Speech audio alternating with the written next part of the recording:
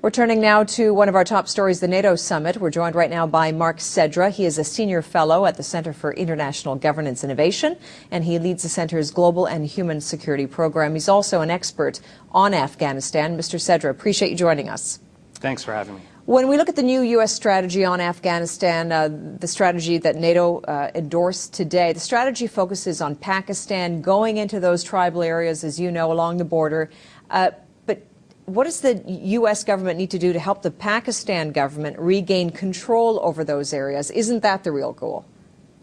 Yeah, and this and the Obama plan does include provisions to provide increased aid to the Pakistani government, which will enable it to advance development programs in the tribal areas. Of course, also reinforce its security forces so it can handle the very difficult security situation in the tribal areas where you see that the Taliban have gained a foothold. But very importantly, Obama, there's strings attached to that aid. If the Pakistanis don't seem to be delivering, if they appear to be continuing to play the double game that we've seen over the last 5 years, then the money will just stop to flow. So I think it's more than just sending unmanned aerial vehicles or drones to attack al-Qaeda leadership targets and Taliban groups in the tribal areas, or even sending some special forces and some ground forces for targeted assaults in the tribal areas from Afghanistan. It's about enabling the Pakistani government to do the job themselves. Right. And when you say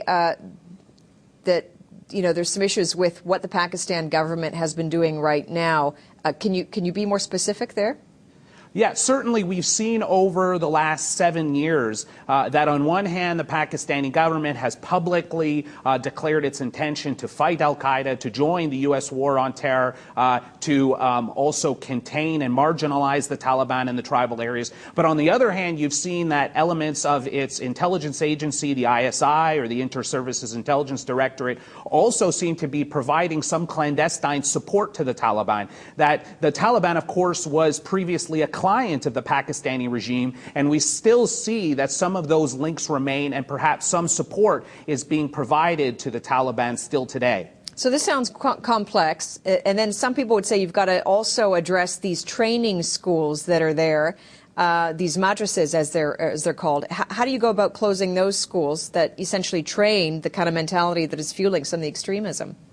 Well, one of the things you have to do is actually invest in schools in the tribal areas. The reality is these are very impoverished areas where there's very limited state influence. And the reality is many parents who want their kids to be educated, they don't have any other options, so they send them to religious schools. Unfortunately, many of these religious schools or madrasas have been hijacked by some fanatics or extremist Islamist groups. And so one of the main things you can do is actually invest in the establishment of infrastructure in these areas, provide the Pakistani government with the resources to work. But at the same time, you also have to help the Pakistani government to rein in and assert some control over the madrasas that are preaching these messages of hate and recruiting jihadists to fight in Afghanistan. But I should also mention that not all the madrasas are bad. Some are merely educational institutions. So you've got all this that we just outlined that needs to be done as part of the new U.S. strategy. And then to top it off, you know, this new law that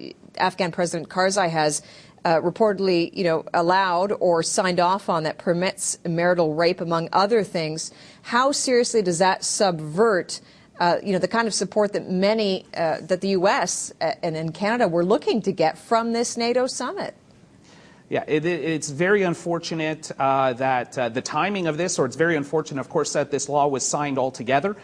Certainly, Obama has, invested a great deal in his new plan for Afghanistan. He's made this one of his signature foreign policy goals. And just as he's going to present this to the rest of the NATO member states in the world, this very disturbing news comes out of Kabul. I think that this made his job and his is making his job extremely difficult to sell the importance of this mission and to try and convince skeptical NATO member states, many of whose publics are already turning against the mission in Afghanistan, to stay on board, to see this thing through to the end, and to commit more resources, which is key to his plan. He was able to get some commitments of more troops from NATO member states, and certainly politically they all signed on to his plan, but I'm sure that there was a great deal of skepticism concerning the recent news that's come out of Afghanistan. Yeah, it certainly makes things even more complicated and difficult than they are, for sure. Mark Sedra with the Center for International Governance Innovation joining us. I do appreciate it. Thank you very much.